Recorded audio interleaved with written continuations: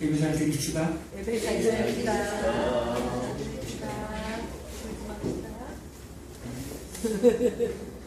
우리 집사님이 조림이 좀 오신 것 같아. 그리고 우리 오늘 땀도 많이 흘리시는 우리 또 남집사님께서 또 설거지까지 또 아주 그냥 빠르게 해주셔가지고 더워지는데 이제 제가 잠올까봐 제가 퀴즈를 하나 내도록 한번 하겠습니다.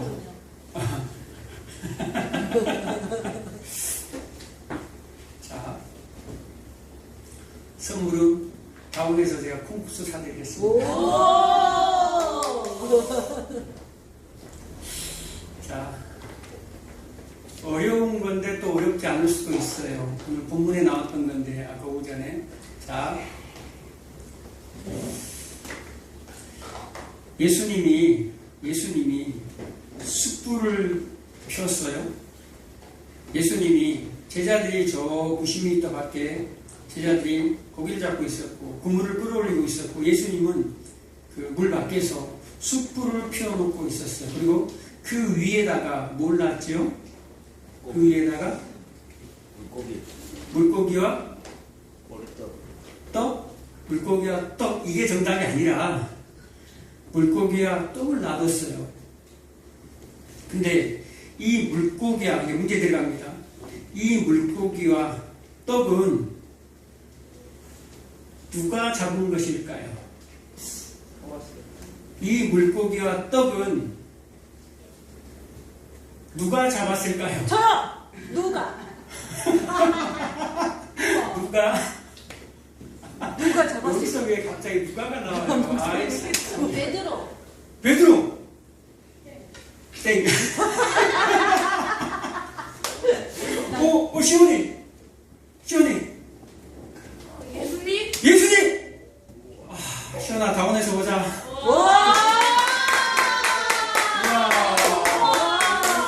이야. 엄마가 못 맞히는 것을 아들이 맞췄어. 그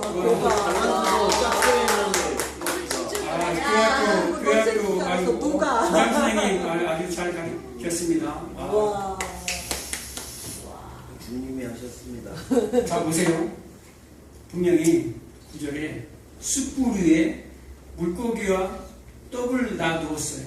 누가? 예수님이 어디서 가져왔는지는 몰라요. 어디서 잡아왔는지는 모르겠는데 예수님이 물고기와 떡을 역시 생명의 떡, 하늘의 떡, 역시 우리 권사 역시 영적이셔. 저가 이따 하려고 했다니까 그 말. 근데 먼저 해버렸네. 생명의 떡, 역시. 콩국수 당첨. 당첨. 사모님이 사드릴 거예요. 예수님이 숯불을 펴놓고 베드로가 오기 전에 떡과 물고기를 예수님이 어디서 가져왔는지는 모르지만 예수님이 놔뒀어요. 그리고 바로 그 다음 절에 뭐라고 그럽니까? 얘들아, 잡은 고기가 있으면 가져와 봐라 라고 얘기합니다. 꼭 그것을 잘못 읽으면 이 학수가 야, 그 고기 가져와봐, 구워 먹자라고 생각이 되는 거예요. 그런데 성경을 자세히 보면 미리 예수님이 떡과 물고기를 구워놨어요. 예수님과 제자들이 먹을 것은 이미 구워놨어요. 숯불 위에다가. 그리고 제자들에게 물고기를 가져와 봐라. 그 물고기가 뭐예요? 뭐하라고? 세어보라고. 그 물고기가, 그물에 걸린 물고기가 몇 마리예요? 세어보니까 153마리. 세어보라고 가져온 거예요. 그것은 진짜 물고기와 떡, 제자들에게 먹일 물고기와 떡은 누가 준비했다라는 거예요? 예수님이. 그래서 이게 우리의 구원이라는 거예요. 누가 먼저 왔다라는 거예요? 예수님이 물고기와 떡을 준비해서 이 물고기와 떡은 누구라는 거예요? 그만 권사님 얘기한 하늘에서 내려온 떡, 생명의 떡. 요한복음 6장 1절에 쭉 나오죠. 생명의 떡. 생명의 떡을 주신 이유, 하늘의 떡으로 내려오실 이유. 그러니까 하나님의 뜻, 이게 뭐냐고 나와요. 요한복음 6장에 보면 39절, 40절에 보면 나와요. 하나님께서 나를 보내신 이 뜻은 뭐라는 거예요? 나에게 보내주신, 나에게 붙여주신, 예수님에게 붙여주신 하나님 아버지가 예수님에게 붙여주신 이 사람들을 하나도 잃어버리지 아니하고 마지막 날에 살리기 위함이다 라고 얘기합니다. 뭐라는 거예요? 하늘의 떡으로 내려오신 이유. 그러니까 지금 제자들을 불러놓고 그 부인했던, 완벽하게 부인했던, 실패했던 그 제자들을 다시 불러가지고 예수님이 다시 한번 오병이어의 기적을 지금 보여주는 거예요. 다시 오병이어의 그 만찬을 다시 지금 재회하는 거라 이 말이에요. 그래서 그 떡을 주시는데 떡을 어떻게 줘요? 먹여주잖아요. 누구? 예수님의 살, 예수님의 피, 예수님 자신을 이 제자들에게 먹여주는 거예요. 이게 뭐라는 거예요? 이게 구원이라는 거예요. 네. 예수님이 친히 와서 덮어주는 은혜. 네. 아담이 죄졌잖아요. 그런데 하나님이 그 죄진 것 때문에 막 화를 냈습니까? 죄진 것 때문에 심판한 게 아니에요. 아담이 죄를 범했는데 뭐 있어요? 그것 때문에 부끄러웠어. 숨어버렸다 이 말이에요. 하나님께서 아담아 어디 있니? 하나님께서 아담이 어디 있는가를 몰라서 아담을 찾는 게 아니에요. 그런데 부끄러워서 숨어버렸어요. 그리고 뭘로 가립니까? 나뭇잎으로 가리잖아요. 자신들의 힘으로, 자신들의 방법으로 그걸 한번 가려보는 거예요. 이거 가리면 그래도 이 에덴 동산에서 쫓겨나지 않겠지? 구원이 잃지 않겠지? 근데 하나님께서 친히 찾아가셔서 무죄한 짐승의 피를 죽였어. 무죄한 짐승을 죽여서 그 피의 값으로 가죽 옷을 입히잖아요. 그러니까 덮어버렸다 이 말이에요. 그러니까 우리 인생은 정말로 무력한 존재예요. 하나님 앞에서 이 구원이 정말로 이 은혜가 어떠함을 안다면 우리는 이 땅에서 아무렇게나 살아갈 수가 없는 거예요. 그래서 하나님이 구원을 못하라는 거예요. 하나님이 우리를 찾아오시는 거예요. 그래서 뭐가 비워져요? 내가 비워주는 거예요. 왜 예수님이 갈릴리로 베드로를 찾아갔습니까? 갈릴리가 그 나사렛이 다 뭐라 그랬습니까? 핍박의 도시고 정말로 그 이사야 53장이 나온 것처럼 정말로 가난한 도시에 좀 버림받은 도시. 그런데 그 자리로 이 베드로를 끌고 내려가는 거예요. 지금 그 십자가의 자리로 베드로를 끌고 내려와요. 그리고 뭐 한다라는 거예요. 지금까지 너의 그런 힘, 능력, 너라는 존재를 다 비우게 만들고 갈릴리로 끌고 내려와요. 십자가. 그리고 뭘로 채워줘요? 내가 먹여줄게요. 나로, 예수로 이 베드로에게 채워 넣는 거예요. 이게 하나님의 구원을 이 숯불 앞에 있는 베드로, 그 제자들에게 그대로 그냥 시청각 자료로 그냥 보여주는 거예요. 실물 교재로 보여주는 거예요. 그래서 이 153마리의 물고기가 뭐다라는 거예요. 구원받을 하나님의 백성들.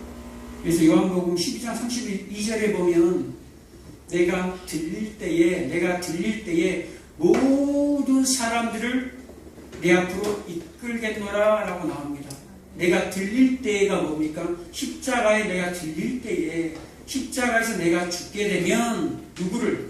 이 사람들을 다 끌어올리겠다 이 말이에요. 그래서 요한복음 아까 21장에 보면 6절 11절에 그물을 들어 그물을 끌어올려 라는 말이 나옵니다. 십자가에 들려 이 사람들을 이끌겠다. 똑같은 단어가 그렇게 나오는 거예요. 그래서 153마리가 십자가의 공로에 의해서, 십자가의 은혜에 의해서 153마리가 올라오는 거예요. 그 153마리가 뭐다라는 거예요? 모든 족속, 모든 언어, 그래서 열방에 흩어져 있는 하나님의 백성들, 유대인만이 아니라, 유대인에게 국한되어 있는 구원이 아니라 우리에게까지, 이방인인 우리에게까지 구원이 임했다라는 거예요.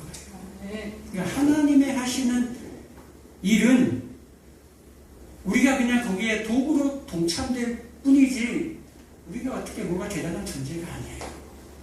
오늘 본문에 보면 욥기서 이제 욥기 나오죠. 욥기 5절에 보면 14장 5절에 보면 그의 날을 정하셨고 그의 달수도 주께 있으므로 그의 규례를 정하여 넘어가지 못하게 하셨사온즉 그의 날을 정하셨다라고 나옵니다. 누가? 하나님께서 욥의 날을 정해버렸어요. 하나님이 우리 인생들을 다 정해놓으신 거 아세요? 이 말은요 확실하게 이 인생들의 이 삶의 한계점을 하나님이 딱 정해놓으셨다라는 거예요.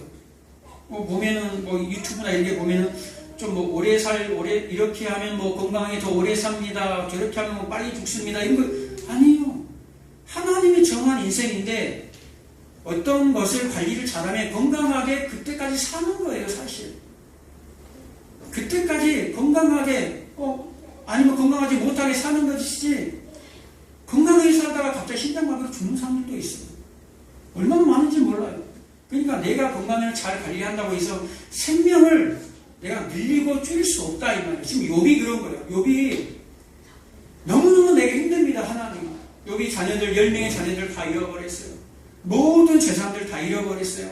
이제 몸뚱아리 하나 있는 것 이 몸뚱아리의 건강도 다 잃어버렸어요. 이제 죽을 날만 기다리는 거예요. 너무너무 고통스러우니까 하나님이 나에게 정한 그 삶을 내가 아는데 하나님이 나의 삶을 정해놓은 거 압니다. 그 한계점을 내가 압니다. 그런데 그 한계점을 좀 벗어나고 싶어요.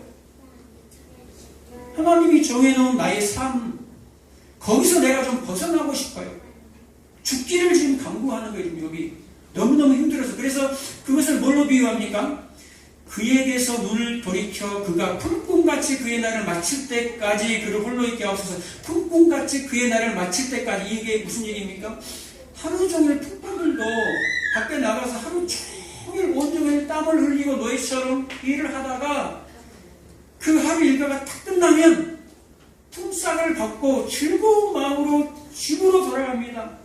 쉬러 간다 이 말이에요. 그 쉼의 즐거움, 그 풍금같이 제가 되기를 원합니다. 나의 이 인생의 삶, 너무너무 고통스러운 삶을 이제 마감하고 싶습니다. 그래서 저 풍금처럼 나도 저 즐거움 속으로, 저 안식 속으로 들어가고 싶어요. 하나님, 그 한계를 나에게 정해놓은 그 한계를 좀 제거해 주세요. 라는 말이에요. 얼마나 힘들었으면 우리 인생들 가운데 그런 일이 없냐 이 말이에요. 그런데 하나님이 뭐이다라는 거예요. 정해버렸어요. 때로는 안 죽고 싶은데 죽을 수도 있고 죽고 싶은데 죽지를 못해. 그게 뭐예요? 하나님이 그렇게 우리 인생들에게 각 사람들이 할 일이 있다라는 거예요. 어떤 사람은 몇 년짜리, 어떤 사람은 몇십 년짜리, 어떤 사람은 몇 개월짜리, 어떤 사람은 뱃속에서 그 하나님의 뜻, 하나님의 경륜을 우리는 이해를 못해. 어떻게 피조물이 우주 만물을 창조하신 그 하나님의 생각을 알아요. 내가 지나온 이 인생길에 그 의문점들 있잖아요. 던지고 싶은 의문점들, 그걸 내가 어떻게 다 아냐 이 말이에요. 하나님이 나중에는 알려주실 텐데 그 나라 가면 궁금해하지도 마시고 그 나라 가면 그때 그 일 이것 때문에 그런 거야, 저것 때문에 그런 거야. 다 우주에 일어나는 모든 일들을 우리가 어떻게 하는지 모르잖아요. 그런데 내 인생조차도 모르는 게 우리 피조물이에요. 그러니까 우리는 뭐만 할 수 있어요? 그분을 찬송할 수밖에 없어요. 시편 기자가 뭐라 그런 줄 아세요? 시편 73편 22절에 보면 내가 우매함으로 무지함으로 하나님 앞에 주 앞에서 짐승입니다 라고 얘기해요. 시편 기자가 내가 너무너무 우매합니다. 무지합니다. 그래서 주님 앞에서는 세상에서 아무리 똑똑해도 주님 앞에서는 내가 짐승입니다. 또 욥기 25장에도 그 나와요. 나는 벌레입니다. 나는 구더기예요. 그럴 때 내 자신을 발견할 때 뭘 한다라는 거예요. 이제 그때 주님이 보여요. 그 전까지는 내 생각, 내 방법 생각을 해내고 왜 그랬을까? 왜 일어났을까? 왜 이렇게 고통스럽지? 왜 이렇게 살아가지? 여러 가지. 근데 지나고 나면 하나님이 우리에게 주신 그 지각을 통해서 또 깨닫게 해주시고 또 알게 해주신다는 거예요. 우리에게 뭐가 있다는 거예요? 우리 각 사람들에게는 하나님이 주신 역할이 있어요. 우리는 도구예요. 사도 바울도 도구고 사도 요한도 도구고 베드로도 도구예요. 소품에 불과하다 이 말이에요. 무엇을? 하나님을 찬송하기 위한 다 소품이에요. 우리 인생들은. 그래서 우리를 뭘로 지음받았습니까? 하나님을 찬송하기 위해 지음을 받았잖아요. 그래서 우리 존재 자체로 하나님은 영광 받으시고 하나님은 기뻐하셔요. 예. 저번 시간에 먼저 얘기했잖아요. 하나님의 통치, 하나님의 나라가 뭡니까? 하나님이 통치하시는 그곳이 하나님의 나라다라는 거예요.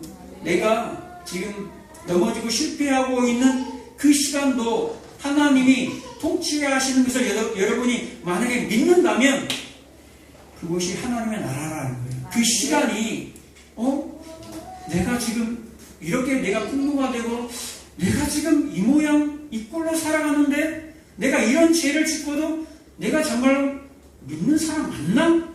이것이 아니라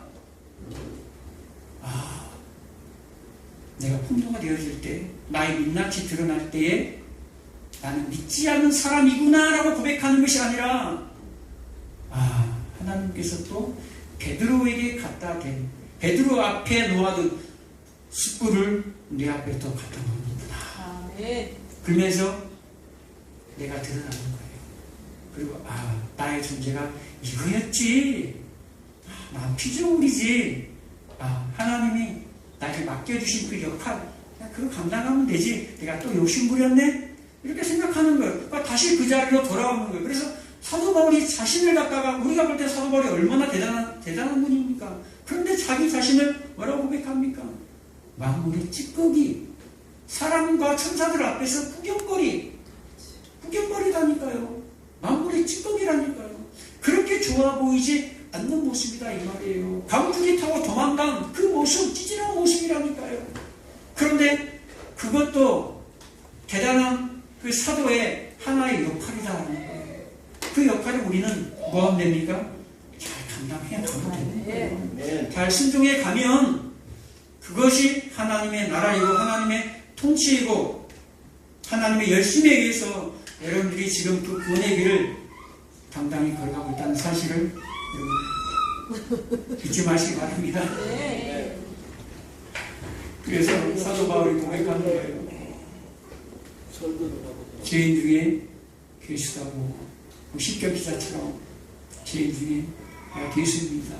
내가 주 앞에 짐승입니다. 날마다 우리는 그 자리로 돌아가야 돼요. 우리가 대단한 존재가 아니라 갈릴리로 끌어내리신 것처럼 그럴 때 주님이 여러분의 그 안에 주님으로 주님의 생명으로 주님의 떡 주님의 살로 여러분 채워지는 역사가 있게 될 줄 믿으시기 바랍니다. 아멘.